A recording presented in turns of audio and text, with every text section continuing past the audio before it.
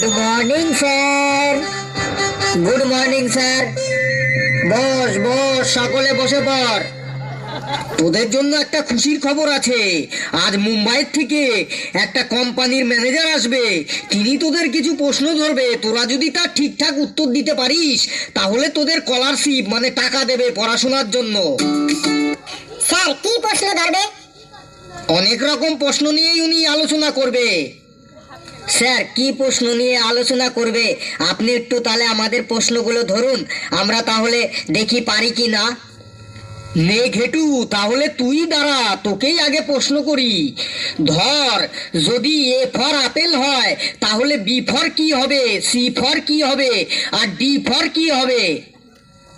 Sir A for যদি apple হয় তাহলে বি ফর বাপেল হবে, সি ফর কাপেল হবে, আর ডি ফর ডাপেল হবে।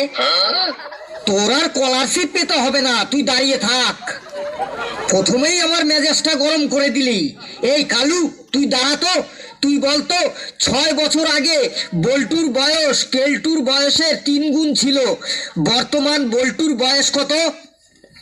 স্যার বল্টুর বাবাকে আমি জিজ্ঞাসা করে কালকে আপনাকে বলে যাব যে বল্টুর বর্তমান বয়স কত। কি সাংঘাতিক উত্তর রে বাবা, তুইও দাঁড়িয়ে থাক। এই পেছি, তুই দাঁড়াতো। তুই বলতো একটা নাশপাতির দাম যদি 1 টাকা হয় তাহলে 5টা নাশপাতির দাম কত হবে? স্যার অঙ্কটা ঠিক করে বলুন। কেন, অঙ্ক তো ঠিকই আছে। স্যার এই বাজারে 1 টাকায় কোথাও নাশপাতি পাওয়া যাবে বলুন? স্যার আমি বসবো, আমার পাটা যেন কেমন ঝিনঝিন করছে। হ্যাঁ তুই বসতে পারিস। আমি আরেকটা প্রশ্ন ধরবো, তার উত্তর যদি তুই দিতে পারিস তাহলে তুই বসবি। স্যার বলেন স্যার কি প্রশ্ন? বলতো আমার একটি কুকুর আছে, এটা ইংরেজিতে কি হবে? Sir I am a dog. কি সাংঘাতিক রে বাবা, তুই ঠিকই বলেছিস, তুই ডগই। এই এই তুই বেঞ্চের উপর দাঁড়া তো, তুই বেঞ্চের উপর দাঁড়া। তোর পা ঝিনঝিন করুক যাই করুক, তুই বেঞ্চের উপর দাঁড়া। স্যার আমি বলবো আমার একটি কুকুর আছে, এটা ইংরেজিতে কি হবে? বল বাবা হাবলু বল। I have a dog. Very good very good, বস বাবা বস। ফেলু বলতো লোহা জলে ডুবে যায় কিন্তু লোহার জাহাজ জলে ডুবে না কেন? স্যার জাহাজে ড্রাইভার থাকে কিন্তু লোহাতে কোনো ড্রাইভার থাকে না, তাই লোহা জলে ডুবে কিন্তু লোহার জাহাজ কখনো জলে ডুবে না। আমার মাথাটা আর গরম করিস না, তুই দাঁড়িয়ে থাক। স্যার আমি বসবো, আমার মাথাটাও কেমন ঝিমঝিম করছে। বেশ, তোকে আরেকটা প্রশ্ন ধরি, যদি উত্তর দিতে পারিস তাহলে বসবি।